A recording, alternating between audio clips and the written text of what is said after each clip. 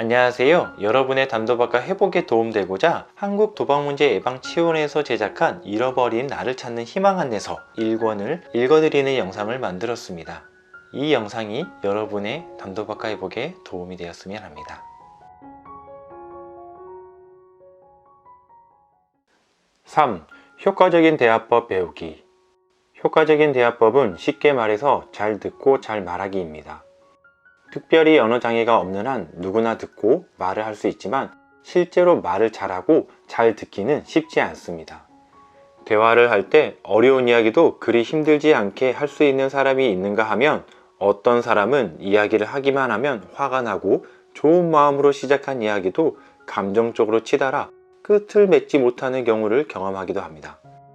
여기에서는 잘 듣고 잘 말하기를 위해 필요한 것, 잘 듣고 잘 말하기를 방해하는 것을 알아보고 대화 과정 전반을 이해해 보도록 하겠습니다. 그리고 효과적인 대화법으로 알려진 나 전달법을 배워 실생활에서 활용하는 연습을 하겠습니다. 대화의 시작, 관심과 존중. 잘 듣기, 잘 말하기는 상대방에 대한 진정한 관심과 존중하는 태도에서 시작합니다. 사람들은 말로 대화를 하기도 하지만 몸으로도 대화를 합니다. 하며 고개를 끄덕이는 것과 같은 몸짓, 자세, 말의 어조와 빠르기, 표정과 같은 것이 몸으로 하는 대화입니다. 몸으로 하는 대화는 뚜렷이 드러나지는 않지만 의사소통의 80%를 차지할 정도로 영향력이 큽니다. 우리가 사용한 대화 방식은 어린 시절 가족 안에서 형성됩니다. 대화를 할 때 가족 안에서 형성된 가치관이나 생각과 기분을 표현하는 방식은 어른이 된 후에도 매우 큰 영향을 미칩니다. 예를 들어 어른이 말할 때는 대꾸하지 말라라고 교육을 받았다면 그 사람은 성장한 후에도 나이 든 사람 앞에서 자신의 생각과 기분을 표현하는 데 어려움을 겪을 수 있습니다. 또한 가족들 간에 서로 부정적인 기분을 표현하지 않았다면 좋지 않은 기분을 표현하지 않는 것이 좋다라는 규칙이 내면에 자리 잡아 타인과 관계에서 불편한 기분을 표현하지 않거나 겉으로 괜찮아 하며 부정할 수 있습니다. 그러나 말로는 괜찮다고 하지만 말투가 퉁명스럽고 눈을 마주치지 못하는 등 몸으로는 괜찮지 않은 것을 표현하게 됩니다. 이런 경우 괜찮다고 하는 상대방의 말을 믿어야 하는 건지 아니면 불편하게 느껴지는 나의 기분을 믿어야 하는 건지 혼란스럽습니다. 이렇듯 입으로 하는 말과 몸으로 하는 말을 알아차리고 입과 몸이 같은 말을 하도록 하는 것은 다른 사람들과 대화를 할 때 중요합니다. 잘 듣기, 잘 말하기는 상대방에 대한 진정한 관심을 갖고 존중하는 태도에서 시작합니다. 나의 생각과 기분을 충분히 전달하기 위해 또 상대방의 생각과 기분을 충분히 이해하기 위해서는 노력이 필요합니다. 잘 듣기 위해서는 상대방의 말에 관심을 가지고 충분히 끝까지 듣는 것이 중요합니다. 그리고 말로 표현되는 것 이면의 의도와 기분을 충분히 들어주고 알아차려 주는 것이 필요합니다. 그리고 잘 말하기 위해서는 자신이 말하는 의도와 기분을 상대방에게 충분히 표현해야 합니다. 어린 시절 가족 안에서 부정적이든 긍정적이든 자신의 생각과 기분을 표현할 수 있었다면 성장한 후에도 타인과 안정적이고 원만한 관계를 형성합니다. 대화법은 자신의 생각과 기분을 표현하는 방법으로 학습되는 것입니다. 지금 나의 대화법은 이전 학습의 결과물이므로 지금 새로운 방법을 배우고 훈련하면 다시 변할 수 있습니다. 효과적인 대화법. 하나, 몸이 하는 말과 입이 하는 말을 알아차리고 동일한 메시지를 전달하기. 둘, 상대방에 대해 진정한 관심을 갖고 존중하는 태도로 대화하기. 셋, 잘 듣기. 상대방의 말을 끝까지 듣기. 말 이면의 의도와 기분을 알아차리기. 넷, 잘 말하기. 자신의 의도와 기분까지 충분히 표현하기. 다섯, 대화법은 학습의 결과물이므로 새로운 방법으로 변할 수 있음을 믿기. 대화의 방해물 파악하기. 대화를 할 때 잘 듣고 잘 말하기를 방해하는 왜곡된 생각이 있습니다. 이 왜곡된 생각에는 지금까지 살아오면서 터득한 타인, 자신, 세상에 대한 가치관이 반영되어 있습니다. 사람들이 흔히 하는 왜곡된 생각에는 터널 보기, 상대방의 의도를 넘겨짚기, 확대하기, 인격에 꼬리발 붙이기, 흑백 논리로 판단하기, 책임 전가하기 등이 있습니다. 다음의 설명과 구체적인 예를 보면서 나에게 해당되는 부분이 있는지 한번 살펴보시길 바랍니다. 터널 보기. 상대방의 긍정적인 부분은 모두 부정하고 상처받고 부족한 부분만이 전부인 것처럼 확대하는 것. 늘, 항상, 절대라는 말이 들어가는 경우. 예시입니다. 당신은 늘 거짓말만 해. 의도를 넘겨짚기. 자신의 추측을 사실로 오해하여 반응하는 것. 예시입니다. 그러니까 당신 말은 내가 거짓말쟁이라는 거 아냐? 확대하기. 상대방 행동의 결과를 과장하고 앞으로 발생할 수 있는 부정적인 가능성에 초점을 두는 것. 예시입니다. 당신은 미래가 없어. 앞으로도 당신은 평생 도박꾼으로 살게 될 거야. 인격에 꼬릿말 붙이기. 상대방의 행동이 아니라 존재 자체를 비난, 경멸, 모욕하는 것. 예시입니다. 쓸모없는 인간. 흑백 논리로 판단하기. 극단적으로 판단하여 정확하고 유연하게 상황을 파악하는 것을 방해하는 것. 예시입니다. 또 도박을 하다니 지금까지 노력은 아무 쓸모없이. 책임 전가하기. 다른 누군가의 잘못 때문에 자신이 고통스럽다고 믿는 것. 예시입니다. 당신이 이렇게 바가지를 긁으니까 내가 도박을 하지. 이외에도 사람들은 정서 표현, 성 역할, 기대 표현과 관련된 규칙을 가지고 있습니다. 이 규칙은 겉으로 드러나지 않지만 매 순간 대화에 영향을 미치게 됩니다. 아래의 구체적인 설명을 읽으면서 나에게 해당하는 내용이 있는지를 찾아보고 아래에는 없더라도 떠오르는 규칙이 있는지 한번 생각해 보시길 바랍니다. 정서 표현에 관한 규칙. 두려움을 느끼면 바보 같아 보인다. 타인에게 약한 모습을 보이면 안 된다. 화를 내는 것은 옳지 않다. 가족끼리는 갈등이 있어서는 안 된다. 성 역할에 관한 규칙. 여자는 목소리를 높이면 안 된다. 남자는 눈물을 보이면 안 된다. 남자는 바깥 일을, 여자는 집안 일을 맡아야 한다. 기대 표현에 관한 규칙. 원하는 것이 있어도 다른 사람들이 알아줄 때까지 가만히 있어야 한다. 가족끼리는 서로 말하지 않아도 이해해야 한다. 부부는 일심동체해야 한다. 대화의 과정. 대화는 매우 단순해 보이지만 눈에 보이지 않는 매우 복잡한 과정이 숨어 있습니다.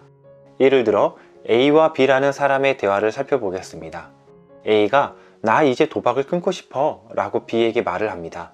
B는 당신이 도박을 끊으면 내 손에 장을 지진다 라고 대답을 합니다. B가 대답을 하기까지는 몇 초도 걸리지 않지만 B는 A의 말에 대해 상당히 복잡한 이해, 해석 과정을 거칩니다. 먼저 A의 도박을 끊고 싶다라는 말에 B는 순간적으로 A가 여러 번 끊겠다고 해놓고 반복된 과거의 경험을 떠올립니다. 이 경험에서 B는 도박을 절대 못 끊는다라는 생각을 갖게 되었습니다. A가 도박을 그만하여 행복한 부부관계가 되기를 기대하지만 지금까지 기대에 미치지 못했던 A에 대한 분노와 지겨움의 감정을 느끼게 됩니다. 이번에도 믿었다가 상처받지 않기 위해서 A를 불신하고 비난합니다. B가 자신의 의도와 기분을 그대로 전달한다면 당신이 도박을 끊는다니 저도 정말 그렇게 되면 좋겠어요. 하지만 이전에 당신이 끊는다고 했지만 다시 도박을 하는 일이 반복되어서 이제는 당신을 믿는 것이 두렵고 힘들어요. 라며 자신의 생각과 기분을 있는 그대로 표현할 수 있었다면 어땠을까요? A와 B의 애처럼 눈에 보이지 않는 과거의 경험과 신념, 기대는 사람들과의 대화에 매우 큰 영향을 미칩니다. 그러므로 효과적인 대화를 하기 위해서는 자신의 신념과 기대, 규칙을 알아차리고 변화하기 위해 꾸준하게 연습을 해야 합니다. 나 전달법. 나 전달법은 말을 할 때 나를 주어로 시작합니다. 이는 상대방을 비난하지 않고 문제가 되는 상대방의 행동과 행동의 결과를 구체적이고 객관적으로 이야기하며 그 행동이 나에게 미친 영향을 솔직하게 전달하는 말하기 방법입니다. 예를 들어서 설명해 보겠습니다. 당신은 꼭 늦게 들어와서 내 저녁 시간을 망쳐. 이 말에는 상대방의 행동과 나의 주관적인 생각이 들어 있습니다. 이것은 일반적으로 사람들이 많이 하는 너 전달법의 말하기 방법입니다. 너 전달법은 듣는 사람이 비난받는 느낌이 들어 기분이 상할 수 있습니다. 그렇게 되면 말하는 사람이 자신의 의사를 제대로 전달할 수 없을 뿐 아니라 상대방과 관계를 개선해 보려는 기대나 욕구가 있음에도 오히려 관계를 해칠 수도 있습니다. 앞의 말을 나 전달법으로 바꿔보면 다음처럼 이야기할 수 있습니다. 당신이 늦게 오면 나는 당신과 저녁 시간을 같이 보내지 못해서 속상해. 이 말에는 상황과 나에게 주는 영향 그리고 감정이 들어 있습니다. 나 전달법을 연습해 보겠습니다. 다음에 주어진 문장을 나 전달법으로 한번 생각해 보시길 바랍니다. 나를 빤히 쳐다보는 상대방에게 왜 빤히 쳐다봐요? 이 말을 나 전달법으로 바꾼다면 어떻게 될까요? 상황은 무엇이며 영향은 무엇이고 감정은 무엇일까요? 연락도 안 되고 이제는 끝내자는 거야? 내가 뭘 어쨌는데? 이 말들을 나 전달법으로 바꿔본다면 어떻게 생각할 수 있을까요? 상황과 영향, 감정에 대해서 생각해 보시길 바랍니다. 최근에 의사소통의 문제를 경험했던 상황을 생각해 보고 그때 내가 할 수 있었던 나 전달법을 생각해 봅시다. 문제 상황은 무엇이었나요? 그리고 내가 한 말은 무엇입니까? 만일 그 말을 나 전달법으로 바꿔본다면 상황, 영향, 감정은 어떻게 작성할 수 있을까요? 한번 생각해 보시길 바랍니다. 효과적인 나 전달법 답안이십니다. 첫 번째, 왜 빤히 쳐다봐요? 이를 나 전달법으로 바꾸면 당신이 계속 저를 쳐다보면 내 얼굴에 뭐가 묻었거나 내 행동이 잘못됐나 하는 생각이 들어 당황스럽네요. 두 번째, 연락도 안 되고 이제는 끝내자는 거야? 이를 나 전달법으로 바꿔보면 당신이 연락이 안 되면 당신에게 무슨 일이 생기지 않았나 걱정스러워요. 또는 당신이 연락이 안 되면 당신이 우리 관계를 소중하게 생각하지 않는 것 같아 속상해요. 세 번째, 내가 뭘 어쨌는데? 이 말을 나 전달법으로 바꿔보면 내가 연락이 안 돼서 당신이 화가 나고 내가 우리 관계를 끝내려고 한다는 생각까지 했다니 미안해요.